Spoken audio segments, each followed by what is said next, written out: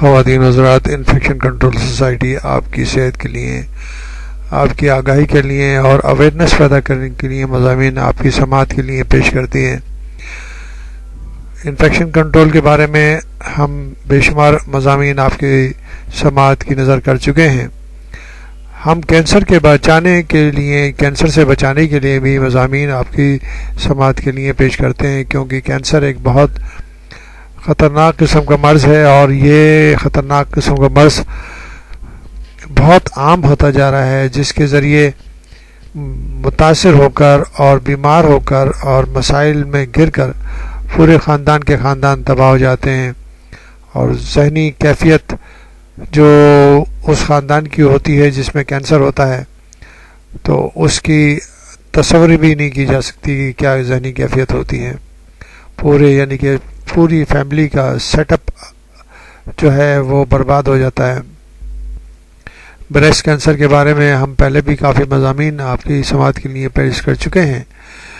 Breast cancer کے بارے میں کچھ بتانا چاہیں گے کہ چند مزید مفروضے اور ان کے حقائق کیا ہیں۔ کچھ باتیں مشہور ہیں اور ان میں کچھ صحیح ہیں، کچھ غلط ہیں، اور یہ عام طور پر لوگوں میں مشہور ہو جاتی ہیں، اور وہ جو ہے لوگوں کی توجہ علاج معالجے کی طرف سے ہٹا دیتی ہیں، یا صحت کے بارے میں آگاہی کو متاثر کرتی ہیں، یا پھر یہ ہوتا ہے کہ لوگ جو ہے ان چیزوں پر دھیان ہی نہیں دیتے اپنی پروٹیکشن کے اوپر۔ مفروضہ یہ ہے کہ کیفین سے بریسٹ کینسر ہوتا ہے۔ حقیقت کیا ہے؟ کیفین ملے چائے یا کافی پینے سے اور اس سے بریسٹ کینسر ہونے کے اب تک کوئی تعلق دریافت نہیں کیا جا سکا۔ البتہ بعض ریسرچ میں اس کے برعکس نتائج دیکھے گئے ہیں، اور بتایا گیا ہے کہ کیفین سے بریسٹ کینسر کا خطرہ کم ہو جاتا ہے۔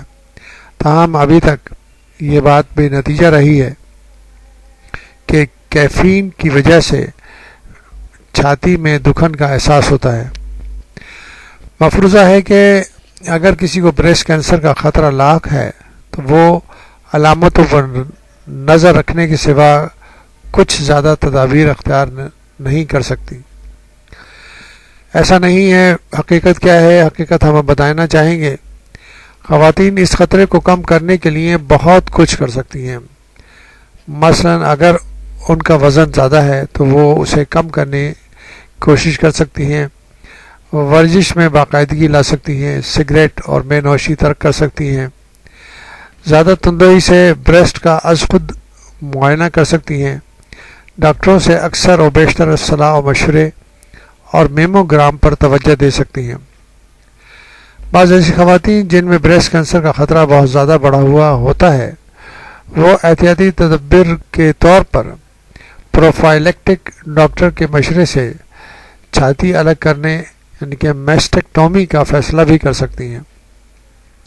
اس طرح ان کا خطرہ 90% کی حد تک کم ہو سکتا ہے، اور دیگر اقدامات مثلا باقاعدگی سے MRI اور مرض سے بچاؤ کے خاطر ٹیمکسیفین جیسی کیمو علاج کے سلسلے میں مشورے کر سکتی ہیں۔ اس طرح وہ اپنے آپ کو کینسر سے بچا سکتی ہیں۔ مفروضہ یہ ہے کہ جن خواتین کی چھاتیوں میں گمڑ یا گلٹیاں ہوتی ہیں، وہ فائبروسسٹک بریسٹ چینجز جن کو فائبروسسٹک بریسٹ چینجز بھی کہتے ہیں، ان میں بریسٹ کینسر کا خطرہ زیادہ ہوتا ہے۔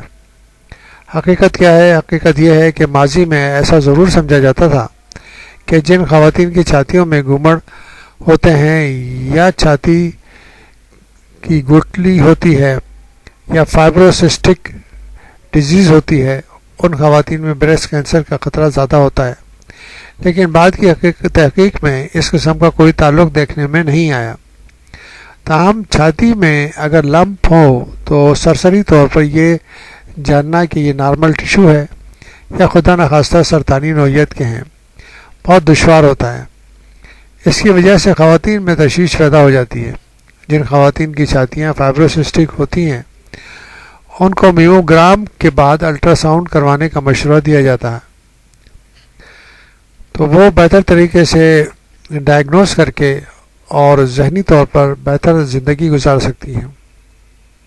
اگر گٹھلیاں ہوں اور ان کو تحقیق کر لیا جائے کہ یہ جو ہے یہ لمپ اور یہ ٹیشو جو ہیں وہ کینسرس نہیں ہیں، تو ذہنی طور پر ایک آسودگی اور اطمینان ہو جاتا ہے کہ ایسی کوئی خطرناک بیماری نہیں ہے. مفروضہ ہے کہ ہر سال میموگرام کرانے سے جسم بہت زیادہ تابکاری جذب کر لیتا ہے اور اس کی وجہ سے بریسٹ کینسر کا خطرہ بڑھ جاتا ہے. حقیقت کیا ہے؟ حقیقت یہ ہے کہ یہ بات اگرچہ سچ ہے کہ میموگرافی میں تابکاری استعمال ہوتی ہے، لیکن اس کی مقدار اتنی خفیف ہوتی ہے کہ اس کی وجہ سے اگر کوئی خطرہ ہو بھی تو وہ اس ٹیسٹ کے نتیجے میں اختیار کیے جانے والے بیشتر حفاظتی اقدام کے مقابلے میں بہت کم ہوتا ہے. میموگرام ان گومڑ اور گٹھلیوں کا بھی سراغ لگا سکتا ہے جو نہ تو نظر آتی ہیں نہ محسوس ہوتی ہیں، اور جتنی جلد ان گومڑ اور گٹھلیوں کی حقیقت واضح ہو جائے زندگی کے امکانات اتنے ہی روشن ہو سکتے ہیں. امریکن کینسر سوسائٹی یہ سفارش کرتی ہے کہ 40 سال یا اس سے زیادہ عمر کی خواتین کو سال میں 1 یا 2 سال میں ایک مرتبہ میموگرام ضرور کروانا چاہیے. مفروضہ ہے کہ بائیوپسی کی سوئیاں کینسر کے خلیات کو ڈسٹرب کر سکتی ہیں اور اس کی وجہ سے وہ جسم کے دوسرے حصوں میں پھیل سکتا ہے. حقیقت کیا ہے؟ حقیقت ہم بتاتے ہیں. اس دعوے کے سلسلے میں کوئی ٹھوس ثبوت فراہم نہیں کیا جا سکا ہے. پہلے اس بارے میں تشویش ظاہر کی جاتی رہی ہے، لیکن اس کے باوجود 2004 کے ایک جائزے میں دیکھا گیا کہ جن مریضاؤں کو سوئیوں سے یا بائیوپسی کیا گیا ان میں ان دیگر مریضاؤں کے مقابلے میں کینسر پھیلنے کا کوئی اضافی خطرہ نہیں تھا جن کی ایسی بائیوپسی نہیں ہوئی تھی.